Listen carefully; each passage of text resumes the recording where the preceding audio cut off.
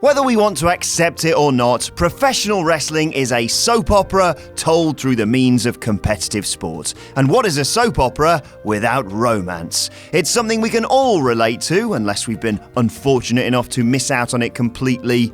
The difference between us and professional wrestling is that our breakups are fairly mundane, don't take place in a ring, and don't take place in front of thousands of baying spectators either. With that in mind, and with an honourable mention for Macho Man and Miss Elizabeth, we all know it should be number one, but I really can't take that heartache again. I'm Adam Wilborn from WhatCulture, and these are the 10 most shocking on-screen WWE breakups. But before we begin, don't forget to subscribe to stay notified. Ding, ding, done.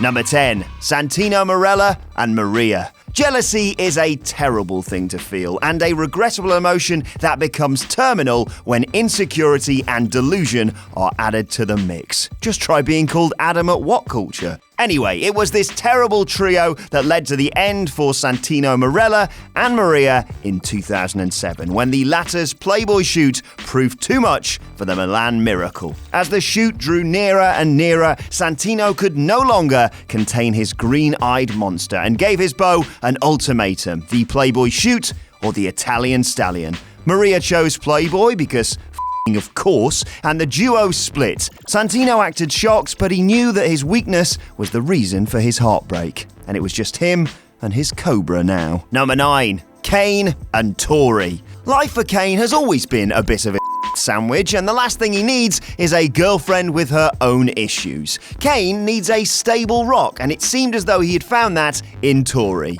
But their joy was short-lived. After Kane lost a match to then WWF champion Big Show, the stipulation was that Tori would have to spend Christmas with X-Pac. Yeah, don't act like the Attitude Era was perfect.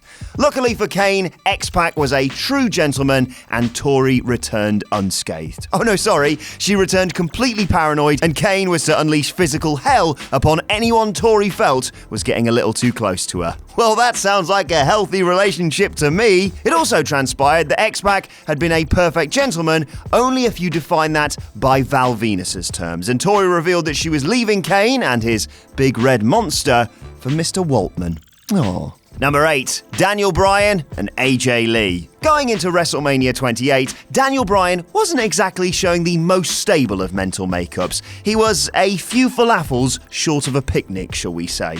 Despite his erratic moods, AJ stood by him and even went so far as to give him a good luck kiss before his big match that night. Oh dear. One bro kick from Sheamus later, and he was no longer World Heavyweight Champion. On SmackDown, Daniel berated AJ, blaming her for all manner of things, including the embarrassing loss at WrestleMania, and the two were through. Looking back, it's actually a really underrated moment. Daniel Bryan breaking up with AJ Lee led to the degradation of her character's mental makeup. Women are crazy, eh? Before she regrouped to become a hugely influential in-ring competitor who kept the credibility of the Divas division afloat single-handed. Bryan didn't do too badly after either. Number 7. Goldust and Axon. Goldust has gone through all manner of things throughout his professional career, like this, and whatever the this was. By 2010, the man was more than ready for something to go his way. It seemed that all was well with Axana, and the two were soon engaged to be wed. They did so to ensure that she could get a visa and continue to work in the country. That's love right there. As always with WWE, the wedding went off without a hitch, aside from Axana slapping the taste out of Goldie's mouth instead of kissing him. It was a trap. Well, of course it was. What else did you expect? Number 6. Dolph Ziggler and AJ Lee. The embarrassment and humiliation AJ Lee suffered at the hands of Daniel Bryan came full circle a year later. And people wonder why she left. After AJ cost a massively over Ziggler, remember that? His rematch against Alberto Del Rio for the World Heavyweight Championship, Ziggles decided to move on and broke up with AJ the next night on Raw. AJ would rebound pretty well this time, however, going on to become one of the most important female wrestlers of her generation. Ziggler? Number 5. Triple H and Stephanie McMahon. It is really hard to have any sympathy whatsoever for either Triple H or that she-devil Stephanie McMahon. But it hasn't always been this way. When both returned to WWE TV in 2002, they did so with a marriage on the rocks. I've never been married, but I can only assume that the degradation of a marriage is an extremely difficult thing to deal with. Well, unless of course you are super invulnerable King of Kings feel no pain Triple H. Stephanie went in the opposite direction, however. Love is fragile, and Stephanie showed this fragility. She took it too far though, and concocted a pregnancy story to convince Trips to stay with her. Lovely. Triple H caught wind of the fallacy though, and proceeded to end the marriage, reducing Steph to tears in her wedding dress in front of the whole world on Monday Night Raw. Regardless of your opinion of her character, and trust me, I have lots, this was tough to see and incredibly shocking. Number 4, Matt Hardy and Lita. Wow, this is messy. Let's forget the Edge stuff for a moment. Let's forget that Lita would eventually find herself in a toxic on-screen relationship with Kane, and that she would eventually lose a baby, all thanks to Gene Snitsky. Jesus, WWE. In late 2003, Lita was trying to achieve her dream of winning the Women's Championship. Surely her boyfriend, Matt Hardy, would support her in following her dream.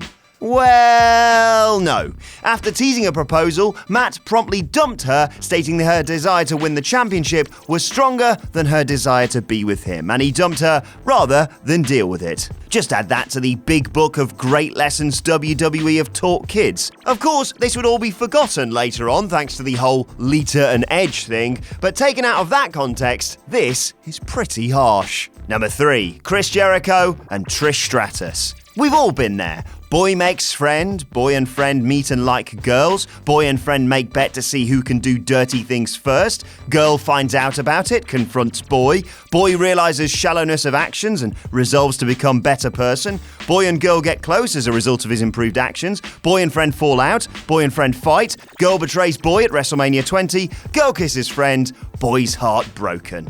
Classic.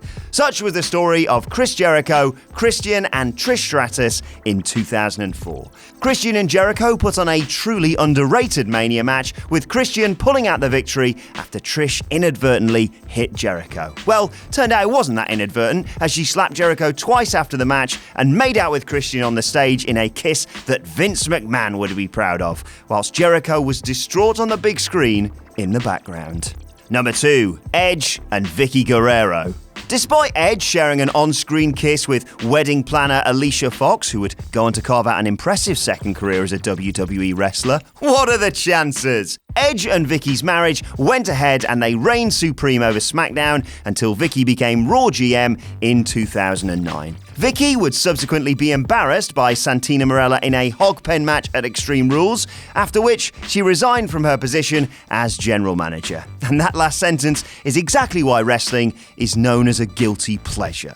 As a result, Edge would come out, comfort her, and apologise for saying disrespectful things too. And then reveal that he'd only married Vickie to gain championship opportunities, publicly mock her, and demand a divorce. It was one of many on-screen embarrassments Vickie was forced to endure during her time as a WWE performer, because if you don't look like this, you're a piece of shit, apparently. Number 1, Dusty Rhodes and Sapphire. This one still hurts to this day. Despite the WWF's apparent attempt to humiliate him by putting him in polka dots as the American Dream, Dusty Rhodes was still immensely popular. He was paired with Sweet Sapphire, an independent wrestler who once wrestled a bear. Yes, a fucking bear. The duo were chemistry personified. But as we all know, everyone has a price. You won't believe what Jules will do for a tenner. At SummerSlam 1990, Queen Sherry defeated Sapphire by forfeit when the latter just didn't show up. And just moments before a concerned Rhodes was scheduled to take on Macho King Randy Savage, the whereabouts of Sapphire was revealed. The $1 Million Man Ted DiBiase came out and told the world that he had bought Sapphire. A heartbroken Dusty lost the match quickly, and he wasn't the only one. So were a stunned audience, and the story goes that Sapphire lost all interest in wrestling once her partnership with Rhodes ended. She left the company soon after, some say, of a broken heart. Why would you look at that? You got all the way to the end of the video and your mother said you'd amount to nothing. What are the chances? While you're here, why not watch one of our other many, possibly quite good channels, or watch another video which will be largely in the same vein as the quality content you've just endured. Go on then.